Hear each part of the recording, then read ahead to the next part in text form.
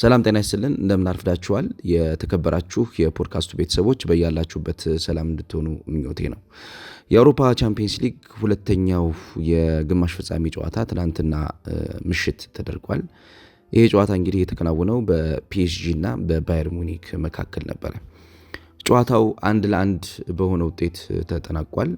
ከጨዋታው ድምር ውጤት በኋላ ወደ ፍጻሜ ማለፉን ያረጋገጠው የፓሪሱ ክለብ ፓሪስ ሴን ጀርሜን ነው።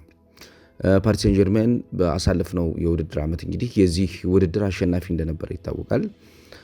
ለፍጻሜ የደረሰበት መንገድ በግማሽ ፍጻሜ አርሰናልን ከገጠመ በኋላ በፍጻሜ ደግሞ ኢንተር ሚላንን በማሸነፍ ነበረ ባለድል የሆነው። ለተከታታይ ሁለተኛ ጊዜ እንግዲህ ለፍጻሜ መብቃቱን አረጋግጧል።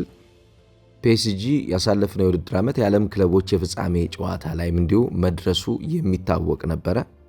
እንግዲህ ጨዋታው እንደጀመረ 3ኛው ደቂቃ ላይ ነበረ ጎል ማስቆጠር የቻሉት ፒኤስጂዎች በኦስማን ዴምቤሌ አማካኝነት ጎል አስቆጠሩ።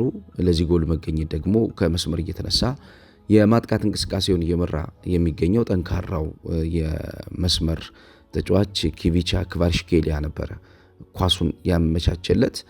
እስከ 94ኛው ደቂቃ ድረስ ባየር ሚኒኮች በራሳቸው የጨዋታ ታክቲኮች ውስጥ እንግዲህ ለመቆየት ጥረቶችን በተደጋጋሚ አድርገዋል። ነገር ግን ይሄ በቂ አልነበረም።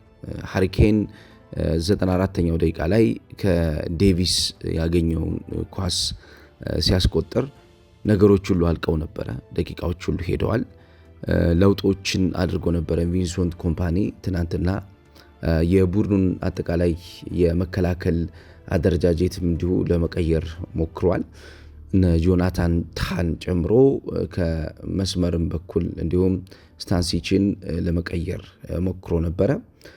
አማካኝ ክፍል ላይ የነበሩ የተጫዋቾች ጥረት በተለይ የፒኤስጂን የመሃል ዶሚኔንሲን ለመበታተን የኪሚችና የፓቭሎቪች እንቅስቃሴ በጣም ጥሩ ነበር። ነገር ግን የሊሚትለስ ሙቭመንት በተለይም የፓሪስ ሴን ጀርሜን የዘንድሮና ያሳለፍነው የውድድር ዓመት ትልቁ ጥራት የሚባለው ገደብ የሌለሽ የማጥቃትና ገደብ የሌለሽ የጨዋታ እንቅስቃሴ ነው።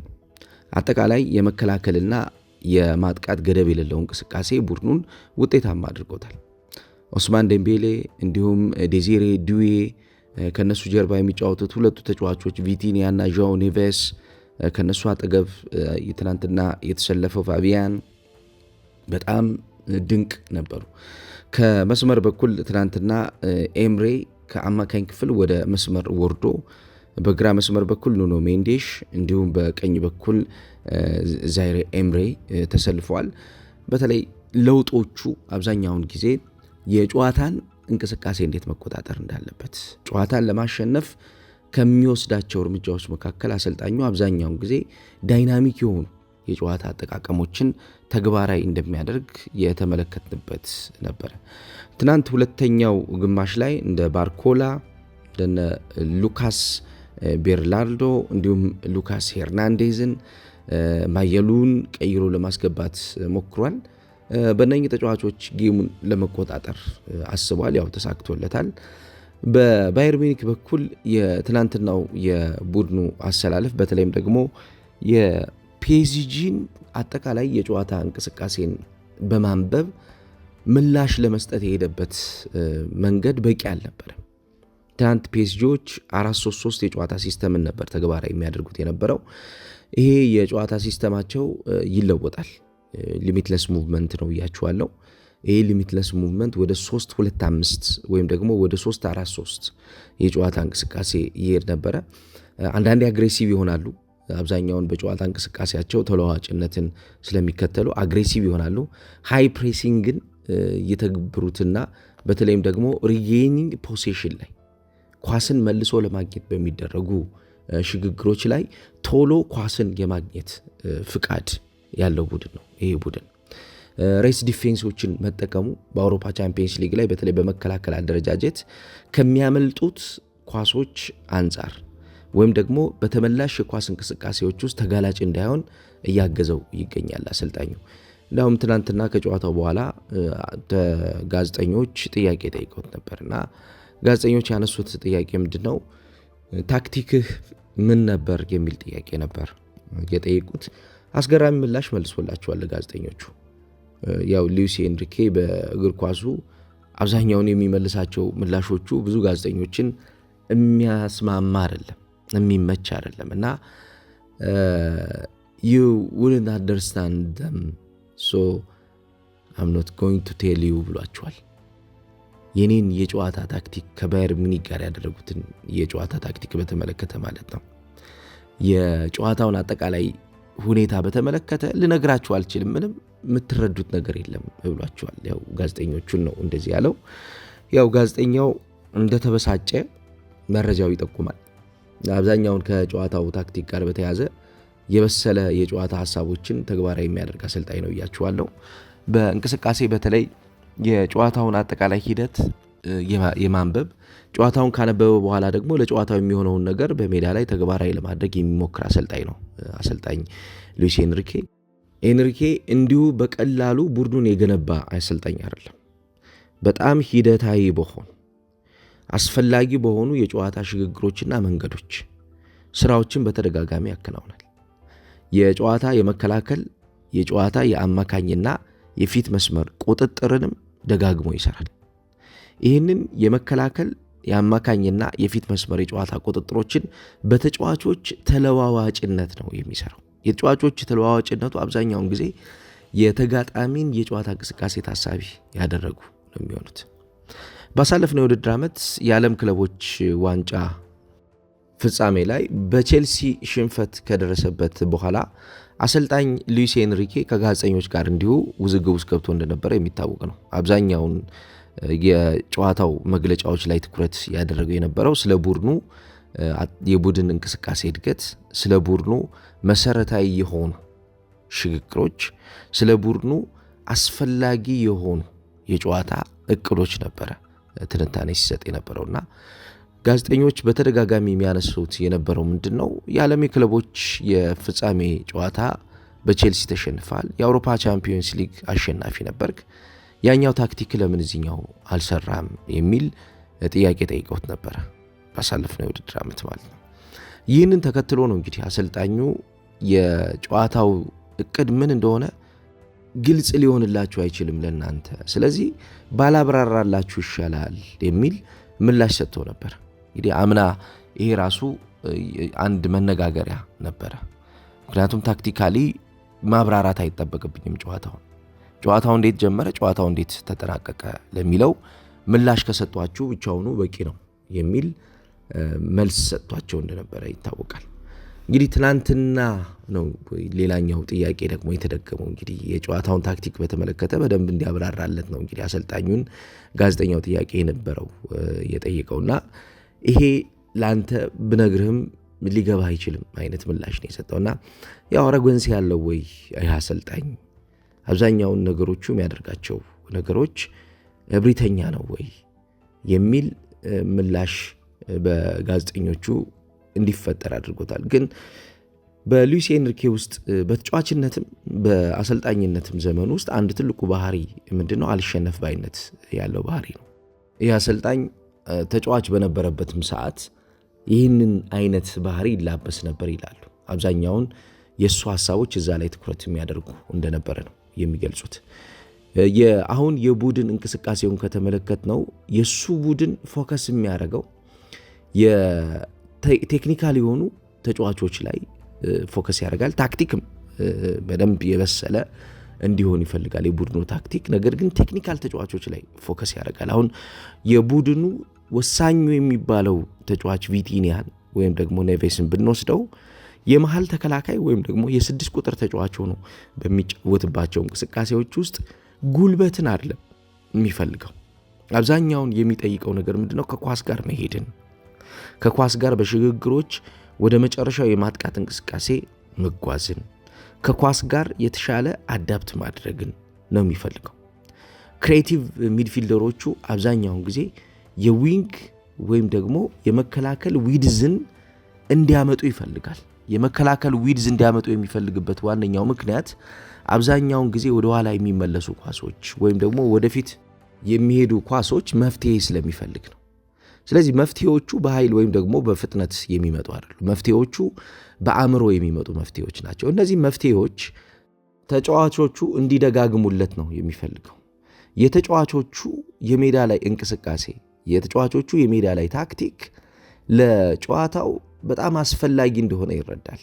ይሄንን ተጫዋቾቹ በእያንዳንዷ ክፍልፋይ የሆኑ ሀሳቦች ላይ ተግባራዊ ማድረጋቸው የሱ የጨዋታ ታክቲክ ሴኪውርድ የሆነ ሲስተም ውስጥ እንዳለ ማሳያ ነው። አብዛኛውን የሱ ታክቲኮች ታክቲካል ኤክስፕሎይቲንግ ደ ስፔስ ነው። ታክቲካል አይዲያው የተጋለጡ ቦታዎችን ማጥቃት፣ የተጋለጡ ቦታዎችን መጠቀም ነው። ትናንትና የነበረው የባየር ሙኒክን የጨዋታ መንገድን ለማቆም ያደረገው ጥረት ምንድነው? ባየር ሙኒኮች ነፃ የመጫወቻ ቦታ እንዳያገኙ ያደርጋቸው ነበር። ሃይ ፕሬሲንግ በሚፈልግ ሰዓት ቡድኑ ሃይ ፕሬስ ያደርጋል። ሄዶ ቶሎ ተጭኖ ወደ ተጋጣሚ ሜዳ ገብቶ ፕሬዠር ያሳድራል። እንደገና ደግሞ ተመልሶ መከላከል ባለበት እንቅስቃሴ ደግሞ ተመልሶ እንደገና ይከላከላል ማለት ነው።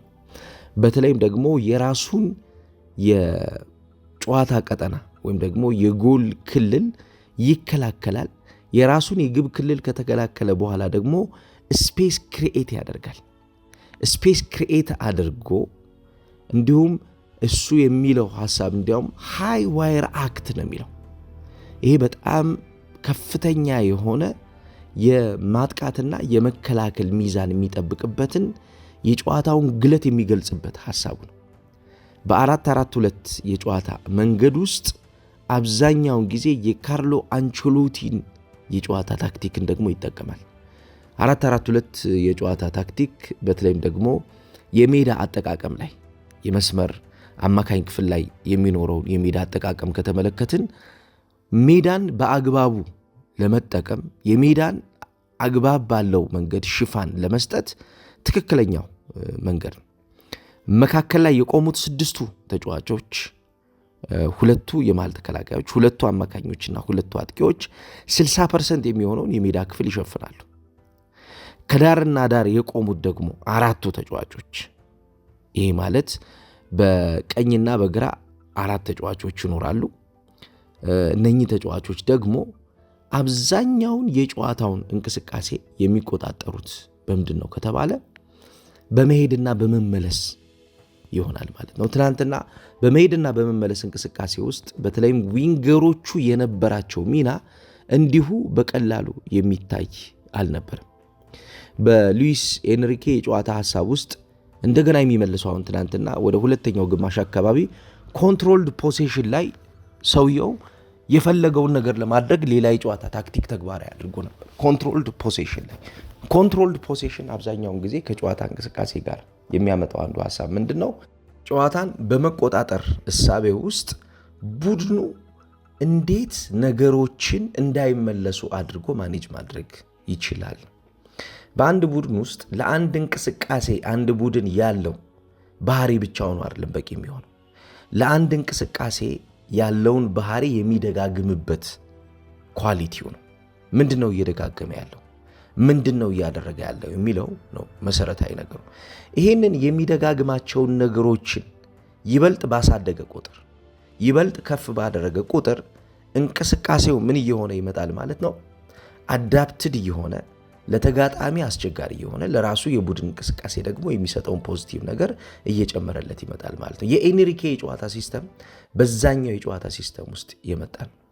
በዘንድሮ የውድድር ዓመት እንዲሁም አምናም ስለ አርሰናል የሰጣቸው አስተያየቶች ነበር። በተለይ አምና የመጀመሪያው ግንኙነታቸው አርሰናል እንዳሸነፈ ይታወቃል። ከዛ በኋላ ነው እንግዲህ አርሰናል በግማሽ ፍጻሜ አሸንፎት ወደ ፍጻሜ የገባው የነበረውና ስለ ቡድኑ ሲያወራ ስለ አርሰናል አብረው ብዙ የቆዩና በተለይም አሰልጣኙ ለሚፈልገው የጨዋታ ታክቲክ ምቹ የሆኑ ተጫዋቾች አሉ የሚል አስተያየት ሰጥቶ ነበር። የጨዋታ ታክቲካቸው በተለይ ፖዚሽናል ፍሉዲቲ ላይ ትኩረት ስለሚያደርግ የጨዋታ ታክቲካቸው ከተለዋዋጭነት ባህሪ አንጻር መለዋወጡ የሚሰጠው አቅም ስላለ አስቸጋሪ ቡድን እንደሚሆን እናስባለን የሚል አስተያየት ሰጥቶ ነበር። ያው ዘንድሮ አርሰናል እንግዲህ በፍጻሜ አግኝቶታል ማለት ነው። በፍጻሜ ጨዋታ ምን አይነት ቡድን ይዞ ሊቀርብ እንደሚችል የሚታወቅ ነው። ኳስን በደንብ ይዞ የሚጫወት ሮቴት የሚያደርግ ወደ ኋላ የሚመለስ ለምሳሌ ቪቲኒያ ፈርስት ላይን ዲፌንደር ይሆናል። ወደ ኋላ ተመልሶ የመሃል ተከላካይ ቦታዎችን መሸፈን ይችላል። ወደፊት እየሄደ የአማካኝ ክፍል እንቅስቃሴውን ይመራል። ወደ ጎን ይመጣና ደግሞ ከመስመር እንቅስቃሴ ደግሞ የሚድ ዞኑን እንቅስቃሴ ደግሞ ይመራል። ይሄ አብዛኛውን ከእንቅስቃሴው ጋር በተያያዘ የሚነሱት የእሱ የጨዋታ ጥራቶች ከተጋጣሚ የጨዋታ ታክቲክ አንጻር ተጋጣሚ እንዴት መቆጣጠር ይቻላል፣ ተጋጣሚ እንዴት ማሸነፍ ይቻላል ለሚለው ምላሽ እየሰጠባቸው የሚሄድባቸው ናቸው። ስለዚህ ቡድኑ የሚፈልገው በሜዳ ውስጥ የተጫዋቾችን ህይወት፣ የተጫዋቾችን የእንቅስቃሴ እድገት ማረጋገጥ ነው። ትናንትና ያን ያደረገው ባየር ሚኒክ በአውሮፓ ቻምፒየንስ ሊግ የግማሽ ፍጻሜው ጨዋታ የመጀመሪያው ጨዋታ ላይ በፒኤስጂ የተወሰደበት ብልጫ የነበረው የሚሰጣቸው ስፔሶች ነበሩ። ስፔሶቹ አብዛኛውን ጊዜ ከመከላከል ጋር በተያያዘ የመከላከል ጥብቀት ስላልነበራቸው፣ የመከላከል ጥብቀት አለመኖሩ የተጋጣሚ ቡድን እንቅስቃሴ ወደፊት እንደፈለገ እንዲሄድ አግዞታል። እንደፈለገ ወደፊት እንዲሄድ አግዞታል። ይህንን አርሰናል እንደማይሰጠው ሉዊስ ኤንሪኬ ያውቀዋል። የመከላከል ጥብቀቱ ላይ በጣም ጠጣር የሆነ ቡድን ነው። ይሄ በመከላከል ጥብቀቱ በጣም ጠጣር የሆነው ቡድን በቀላሉ የሚከፈት ስፔስ ስለማይኖረው በትዕግስት ስፔስ ማስከፈት፣ በትዕግስት ወደፊት የመሄድን ስራ መስራት፣ ወደፊት የመሄድን ስራ በትዕግስት ከሰራ በኋላ ደግሞ አዳፕትድ ሆኖ ከዛ የጨዋታ ሲስተም ጋር መጨረሻ ላይ በሚፈጠሩ እንቅስቃሴዎች ደግሞ ኬሶችን አዘጋጅቶ ማጥቃት ይፈልጋል። ንክኪዎች፣ ለምሳሌ አሁን የፖዚሽናል ፍሉዲቲ አንዱ ትልቁ የሉዊስ ኤንሪኬ የጨዋታ ሀሳብ በዚህ ውድድር ዓመት በአውሮፓ ቻምፒየንስ ሊግ ያደረገው ምንድን ነው? የፓሲንግ ሲኩዌንስ ጥራቱ መጨመር። ያሳለፍነው የውድድር ዓመት እና የዘንድሮ የውድድር ዓመት የባርሴሎና እና የሪያል ማድሪድ ትልቁ ድክመት ምንድን ነው? በቻምፒየንስ ሊግ የፓሲንግ ሲኩዌንስ እድገታቸው መቀነሱ። የፓሲንግ ሲኩዌንስ ወይም ደግሞ የኳስ ቅብብል ቅደም ተከተል ነው እምላችሁ የተከበራችሁ አድማጮች። የኳስ ቅብብል ቅደም ተከተሉ ጥሩ ስላልሆነ የነዚህ ቡድኖች ምን ሆነ ማለት ነው? በፕሮሰስና በሪፕሮሰሲንግ ወይም በመሄድና በመመለስ እንቅስቃሴ ውስጥ ለሚያጋጥሟቸው ጥያቄዎች ምላሽ ለመስጠት ይቸገራሉ ማለት ነው። እነዚህ ለሚያጋጥሟቸው ጥያቄዎች ምላሽ ለመስጠት መቸገራቸው ተጋጣሚ በሜዳ እንቅስቃሴ ላይ ብልጫ ወስዶ ተጋጣሚ በሜዳ እንቅስቃሴ ላይ የተሻለ ሆኖ አድጎ ጥሩውን ነገር ካፒታላይዝ እንዲያደርግ ያግዙታል ማለት ነው። በፒኤስጂ በኩል ያለው ነገር ያደለም። አሁን ተጋጣሚ ካፒታላይዝድ እንዳያደርግ የሚያደርግ ቡድን ነው ይህ። ምክንያቱም ፓሲንግ ሲኩዌንሱ በጣም ጥሩ ነው፣ ሞቢሊቲ አለው። የተከላካይ መስመር ተጫዋቾች ወደ አማካይ መስመር ሲሄዱ በተለይ ከመስመር ትናንትና የነበሩት የሜንዴዝ እና እንዲሁም የኤምሬን ሽግግሮች ከተመለከትን አንዱ ትልቁ ስራቸው ምንድን ነው? የአማካኝ ክፍል ተጫዋቾች አንግል እንዳያጡ ማድረግ ነው። በተለይ ያልተነገረለት ተጫዋች ይሄ ዛይር ኤምሬ የሚባለው ተጫዋች በጣም የሚደነቅ ተጫዋች ነው። የዚህ ተጫዋች ከፋቢያን እና ከቪቲኒያ እንዲሁም ደግሞ ከማርኪኒዮስ ጋር የነበረው ጥምረት የሚደነቅ ነው። እንዴት የሰው ልጅ 3 እና 4 ነገር ባንዴ ይሰራል? 3 እና 4 ነገር ነው ባንዴ የሚሰራው። ሞቢሊቲው በጣም ከፍተኛ ነው። ወደ ኳስ ይሄዳል። ሞቢሊቲው በጣም ከፍተኛ ነው። ከኳስ ውጭ ይሮጣል። ሞቢሊቲው በጣም ከፍተኛ ነው። የመሃል ተከላካይ ቦታዎችን አንዳንድ ይሸፍናል። ሞቢሊቲው በጣም ከፍተኛ ነው። አንዳንድ የዲዜሪ ዱዌን ቦታ ይሸፍናል። ኢቭን የኦስማን ዴምቤሌን ቦታ ሁሉ ሸፍኖ የተጫወተባቸው ጊዜያቶች አሉ።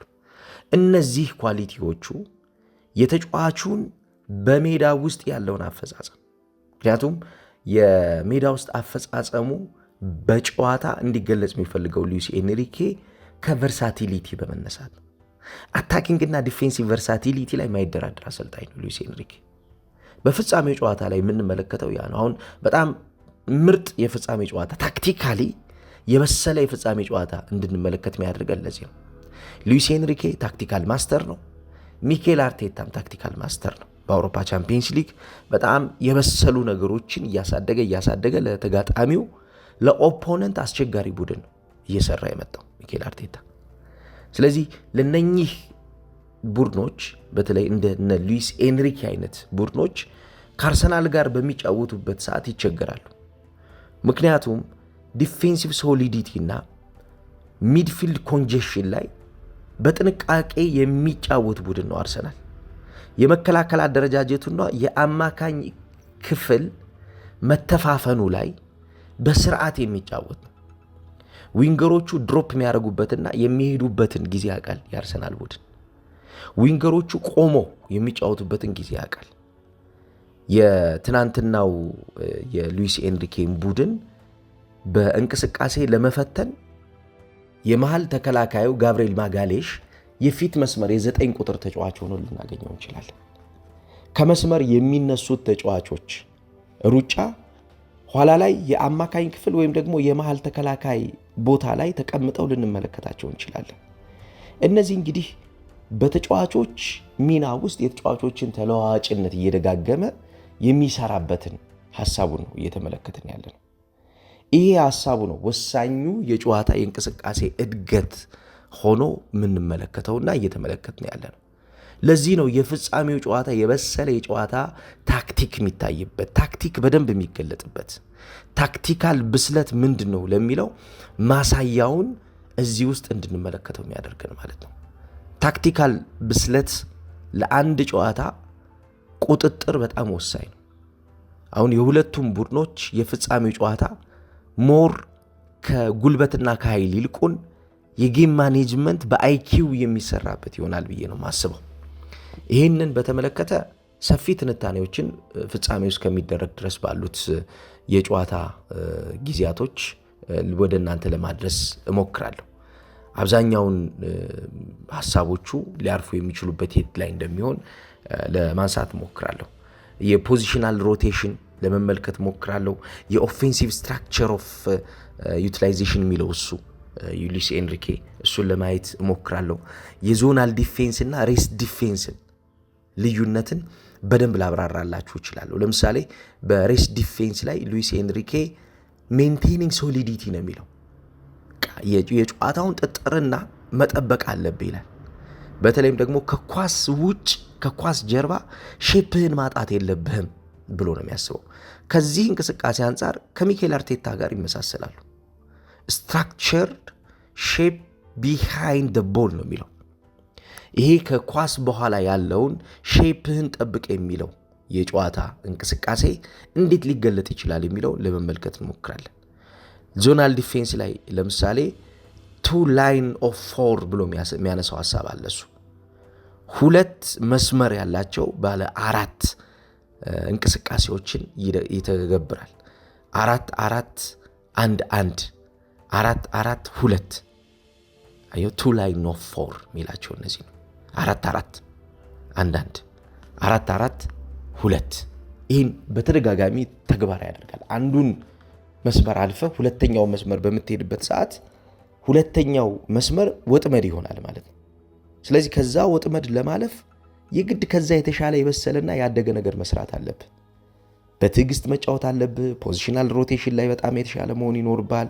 ባየር ሚኒክ አሁን ትናንትና የተቸገረው የነበረው ነገር ያ ነው። 94 ደቂቃ ነው የወሰደበት እንግዲህ ያቻነቱን ጎል ለማስቆጠር። ያ የመጀመሪያው ጨዋታ ላይ ብዙ ጎሎች ስለተቆጠሩበት 5 ጎሎች ተቆጥሮበት ስለነበረ በድምር ውጤት ያው ተሸንፎ ከውድድር ውጭ ሆኗል።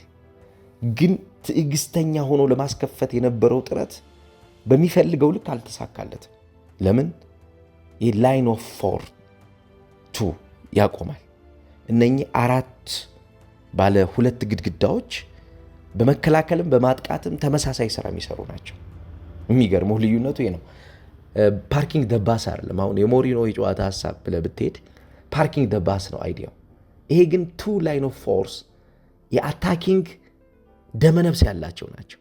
የማጥቃት ይሄ ነፍስያ ያላቸው ናቸው። እነዚህ የማጥቃት ነፍስያ ያላቸው ቡድኖች በመሄድና በመመለስ እንቅስቃሴ ውስጥ የተሻለውን ነገር እንዲሰሩ ፈቃድ ይሰጣል ማለት ነው። ይህንን ያደገ እንቅስቃሴ እንግዲህ ልንመለከት የምንችልበትን የፍጻሜ ጨዋታ እንጠብቃለን ማለት ነው። እንዴት አያችሁት? የፍጻሜ ጨዋታ እንዴት ሊሆን ይችላል ብላችሁ ኤክስፔክት አድርጋላችሁ? ሀሳብ አስተያየት ስጡበት።